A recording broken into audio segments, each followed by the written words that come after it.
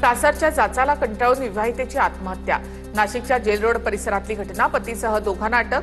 छळ करून 25 लाख रुपये आणि 21 तोळा सोनं उकळल्याचा विवाहितेच्या भावाचा आरोप। जादूटोणा करून मारू अशी धमकी दिल्याची ही तक्रार।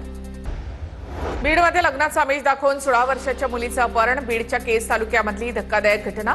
पीडितेच्या वडिलांच्या तक्रारीवरून आरोपी विरोधामध्ये गुन्हा दाखल।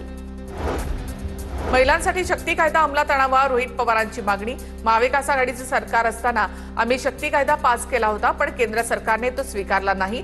रोहित पवारांची केंद्र सरकारवर टीका। नाशिकमधील टीसीएस कंपनीतील अत्याचार आणि धर्मांतरण प्रकरणात निदा खानचा सहभाग तपासामध्ये समोर। मुंबई नाका पोलिसांनी निदा खानला वॉन्टेड घोषित केलंय। गोंदियाच्या देवरीमध्ये मुलीची छेडछाड करणाऱ्या आरोपीला अटक। 12 दिवस फरार असलेला आरोपी पोलिसांच्या जाळ्यात। देवरी पोलिसांची कारवाई। आरोपीला 2 दिवसांची पोलीस कोठडी। महाडच्या पोलादपूर बिरवाडीमध्ये वादळी वाऱ्यासह पावसाची हजेरी। विजांच्या कडकडाटामध्ये पाऊस। महाड, लोणेरे, माणगाव या परिसरात पावसाची शक्यता।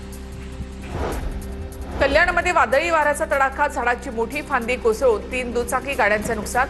सुदैवानं जीवितहानी टळली। कल्याण पश्चिमेमधील रामदासवाडी परिसरात वादळी वाऱ्यामुळे घरावर मोठं झाड कोसळलं। घराच्या छताचे आणि भिंतीचं मोठं नुकसान। सुदैवानं कोणतीही जीवितहानी नाही। साताऱ्यामध्ये अवकाळी पावसाची हजेरी। पावसामुळे नागरिकांसह वाहनधारकांची मोठी तारांबळ। वातावरणात गारवा निर्माण झाल्यामुळे जनतेला उन्हाच्या तडाख्यापासून मोठा दिलासा। रायगडच्या कर्जत आणि खोपोलीमध्ये वादळी वाऱ्यासह पाऊस। लग्नाचे मंडप उडाले, तसंच कापलेले उन्हाळी भात पीक सुद्धा भिजल्यामुळे शेतकऱ्यांचं मोठं नुकसान।